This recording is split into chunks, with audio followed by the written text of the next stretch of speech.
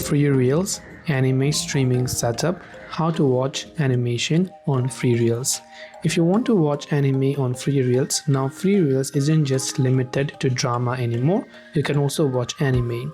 To do so, just launch the FreeReels app and make sure that you're logged into your account.